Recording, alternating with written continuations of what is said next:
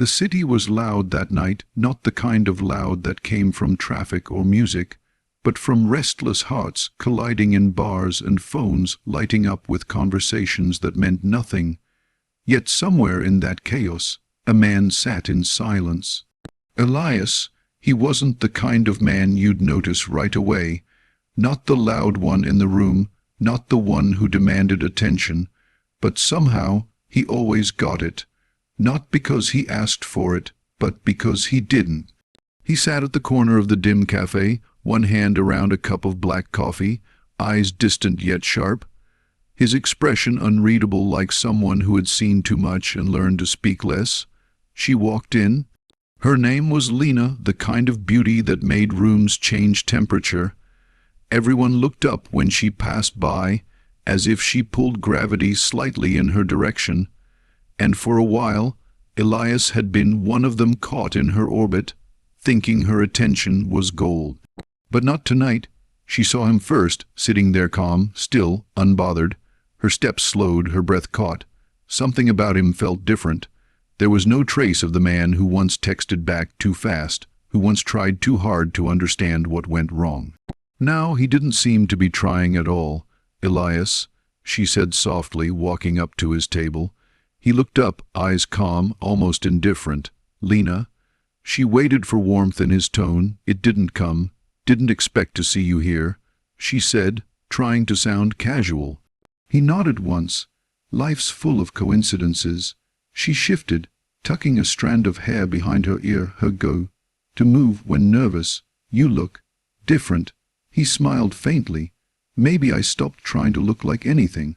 There was silence between them, not the awkward kind, but the kind that tests both hearts.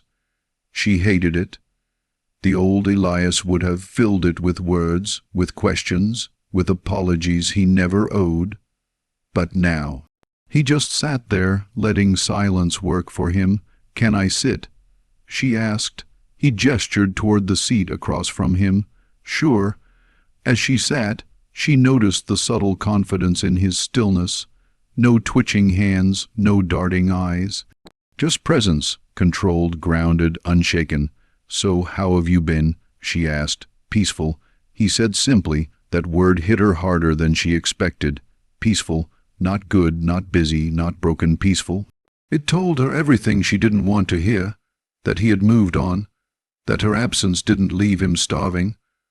"I've been meaning to text you," she said, testing the waters. "I know," he said calmly. She blinked. "You?" "No." He shrugged slightly. "People usually text when they're curious about something they no longer have." There it was, a quiet dagger wrapped in composure. No bitterness, no anger, just truth. For the first time in months, she felt small. The same man she once had wrapped around her finger now sat before her like stone, untouchable, unreadable, and somehow more magnetic than ever. She laughed nervously. "Wow, so this is the new you, cold and philosophical." He leaned back, eyes soft but steady. "No, just clear." Her chest tightened. She couldn't stand the way he looked at her now, not with longing, not with resentment, but with total emotional freedom. Like he didn't need anything from her. That calmness was unbearable. Because deep down, she remembered how it used to be, the nights he'd stay up waiting for her replies, the times she'd cancel plans and he'd still show up with a smile, the messages that started with, "Hey, just wanted to check if you're okay." He used to chase peace through her attention. Now he was peace. "What happened to you, Elias?" she whispered. He stirred his coffee slowly, eyes not leaving the swirl of black liquid. "I learned the difference between connection and dependency." She frowned slightly. "Meaning?" "Meaning, I used to think love was proving myself.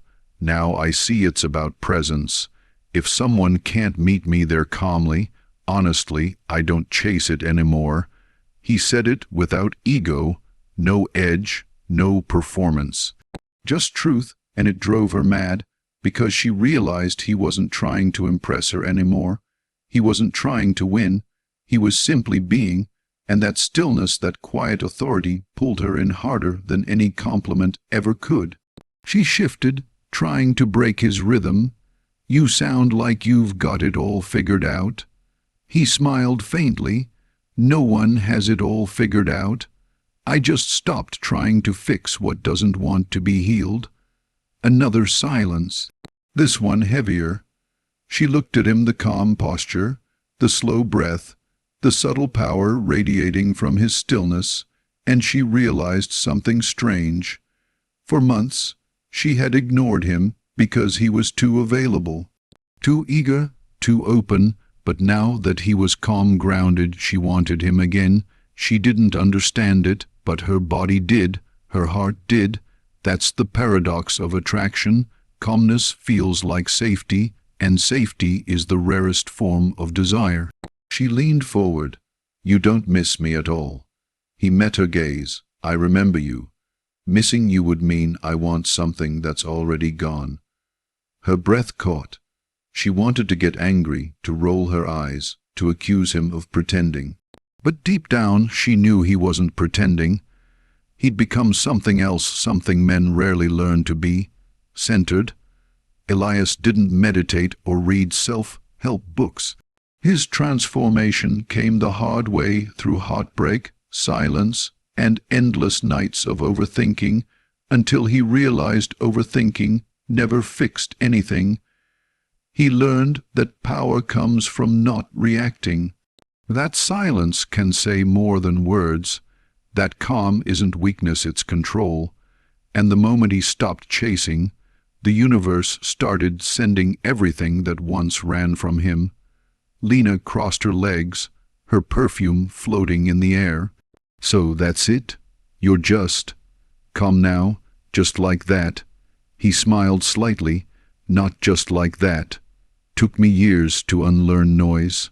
"Noise?" she echoed. "Yeah, the need to explain myself, the need to be understood, the need to win someone's approval. That's all noise.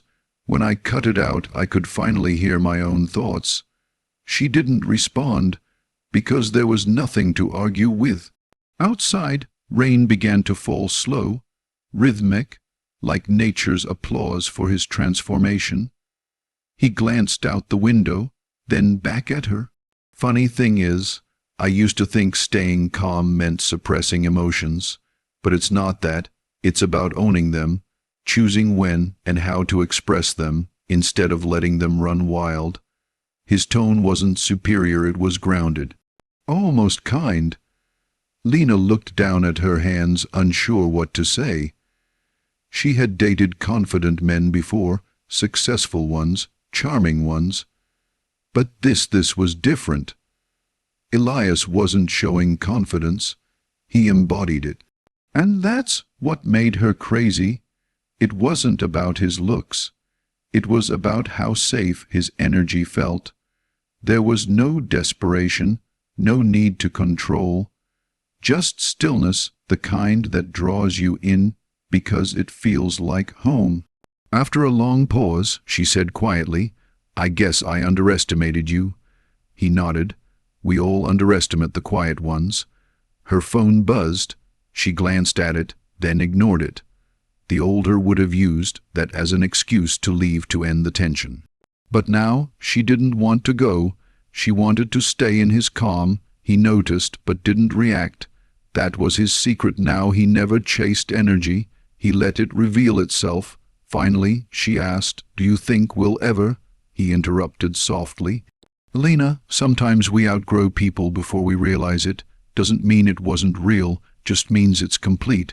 Her throat tightened. He finished his coffee, stood up, and placed a few bills on the table. "Take care of yourself," he said, and with that he left, slow, composed, like a man who carried no unfinished business. She watched him walk out into the rain, no umbrella, no hurry, just calm, pure and unbothered.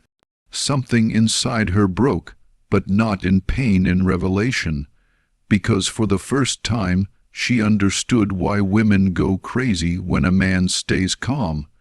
It wasn't the silence that drew her, it was the strength behind it. It wasn't that he didn't care, it was that he cared correctly. He didn't need to prove, explain, or chase because he was the thing people chased.